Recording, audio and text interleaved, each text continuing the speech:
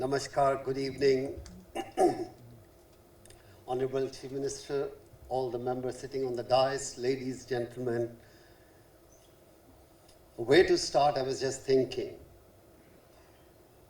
I met Mr. Srinivasan 20 years back, or maybe a little more.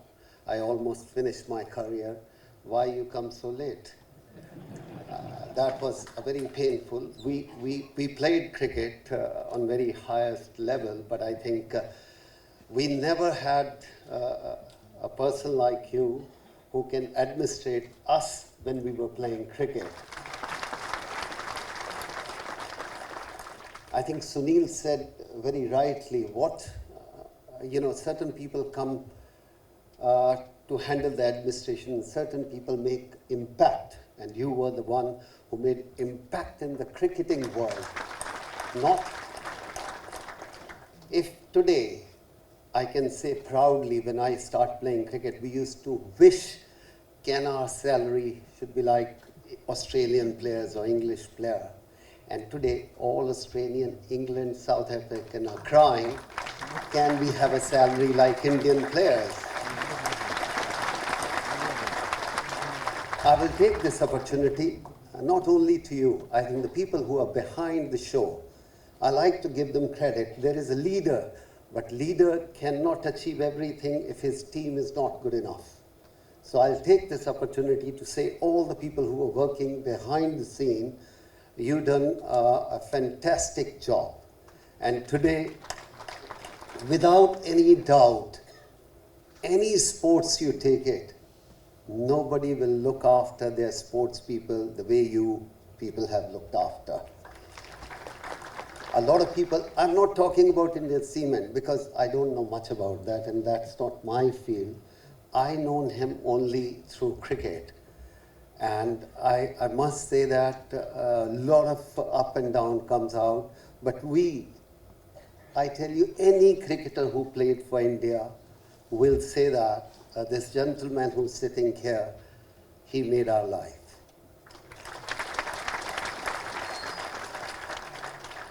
Selflessly work.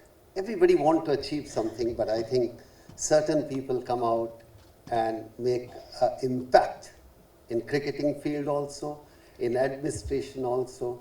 I think in my mind, the two people come to my mind in last 40 years. One is Mr. Dalmia and second, Mr. Srinivasan. What they did for cricket, I think all the other sporting people should understand how to run the administration. Despite of you have a lot of opposition through the media also, through the government also, that's fine, it happened. We all gone through that, but when a person who does so much for the sports and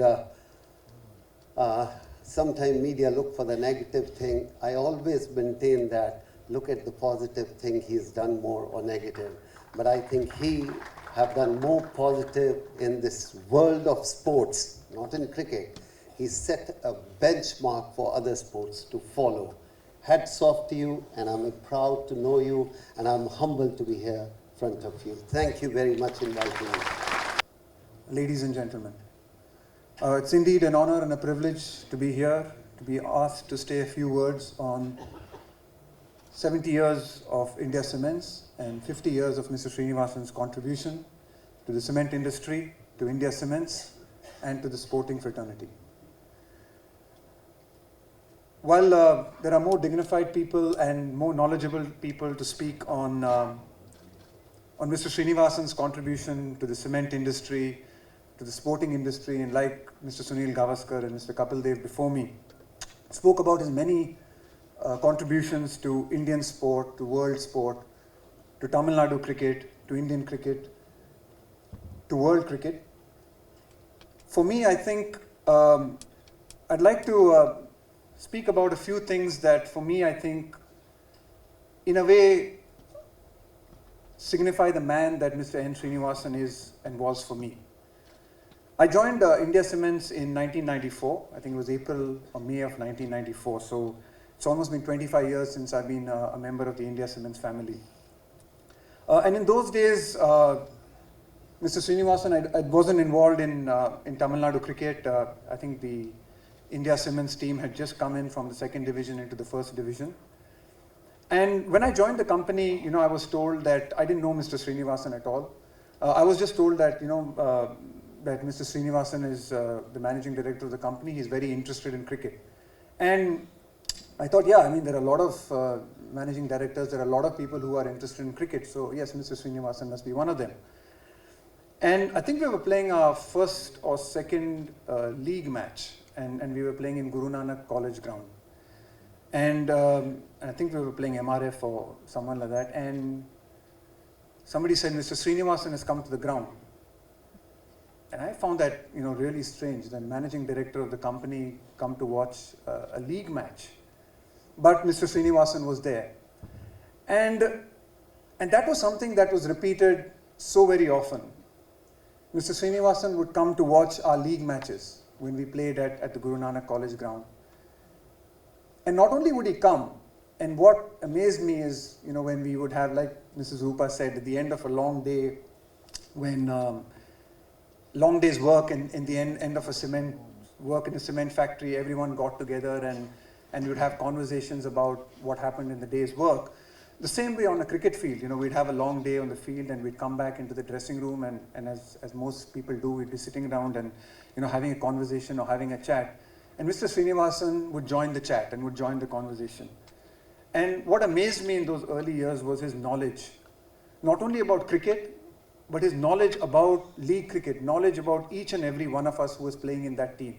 This was an India Cements team. I think it was Sridhar CC in those days. It was called Sridhar CC. And Mr. Srinivasan would follow the scores. He would not only know our scores, Mr. Srinivasan would know the scores of what was happening in other league games and how that would affect the table and how that would affect us. And I found that incredible. For someone, a young person like me just joining the company, to see that someone, the MD of the company, had so much time, had so much passion and love for the game. I think a lot of Mr. Srinivasan's achievements will be definitely recognized. I'm sure they've been encapsulated in this book.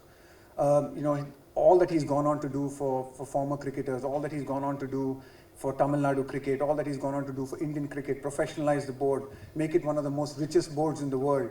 All that he's gone on to do for the ICC, make it one of the most vibrant organizations in the world. But for me, the core and the basic of everything that happens and all that it comes back to is really the love and the passion for cricket that Mr. Srinivasan had. At that time, he was not even involved in the TNCA, but he loved the sport. And that really comes shining through in Mr. Srinivasan. Every time that I meet him and every time that I think of Mr. Srinivasan, I think of someone who obviously was a great administrator, a great manager, a great leader, but someone who in the deep core loved the sport and truly loved the people who played the sport. And I think that always came through for Mr. Srinivasan. Mrs. Rupa said, and she said rightly, I think India Cements was like family. And it always feels like family. Even today I was at the Guru Nanak ground, I went there in the morning. And it was amazing for me to see that our groundsman from 25 years ago is the same. The markers from 25 years ago are the same. It is family. 6 of us used to live together in a flat here. And Mr. Srinivasan would not only ask us about our cricket, but he would ask me, how's it going? Are you comfortable? Are you happy here? You've come all the way from Bangalore. Are you comfortable? Are you okay? I mean, I think that really for me encapsulates the essence of the man. Obviously, he was a really important person, a very busy person, but he had time to care. He had time to make you feel like it is family. And that's why we see so many people here who have been associated with the organization, with Mr. Srinivasan for so many years, who are here today with him. Because I think in a lot of ways, Mr. Srinivasan made you feel like family. So Mr. Srinivasan, thank you so much for all that you've done for Indian cricket, all that you've done for India Cements. But I think, thank you so much for the little things that you do. All the time, whenever you meet me, you ask, how are your parents? How is your mom? Small things like that. When my father had an operation, Mr. Srinivasan came to see him. When I retired, Mr. Srinivasan flew all the way from Bangalore. He didn't need to. He came. Even today, he'll ask me the small, basic things that make me feel like family. And I think for me, that's the essence of Mr. M. Srinivasan. Thank you so much for having me. A very good evening to the Honorable Chief Minister of Tamil Nadu, all the distinguished guests on the dais, all the special people who have come from different fields, whether it's politics, cement industry, friends and family. It's a special day. We are all here to honor Mr. Srinivasan and the India Cements Company. And before I start off, I would like to say a big thanks to all the people behind sitting in the blue shirt. They're part of the company, and without their hard work, of course they have a great leader, but without their hard work it would have been very difficult to take the company where it is right now. And if India Cements was not doing well, there won't be any CSK, which means I won't be standing here. So thanks a lot to all of you. In my mind, I made this speech 3 or 4 times and I had to delete it every time. So I was like, I'm not going to make a speech again, I'll just go with the motion and see what really is happening, and we take it forward from there. The only advantage is being the youngest.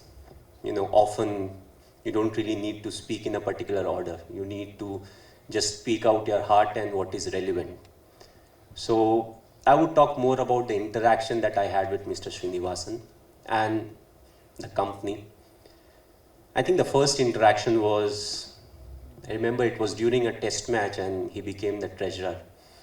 And he comes in and Kashi sir is with him, and it was, I think, lunch or tea or stumps, and he just inquired about the payment, as to when do you get the payment, you play the games and matches. And one of our cricketers said, sir, if you are lucky, we get it after 4 months.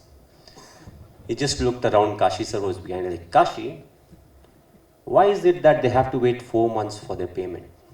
Kashi sir didn't say anything, and it was looked after there. So that was the start. A lot of us know him as a great administrator, his passion for the sport. He's somebody, which is written in the books also. He started with lawn tennis. He was a very good player of lawn tennis. The company supported a lot of different sports, ball badminton being one of them. A lot of you may not have heard about ball badminton. I was employed with the railway, so I know the sport because, you get employment in because of ball badminton railways also. It's a very interesting sport.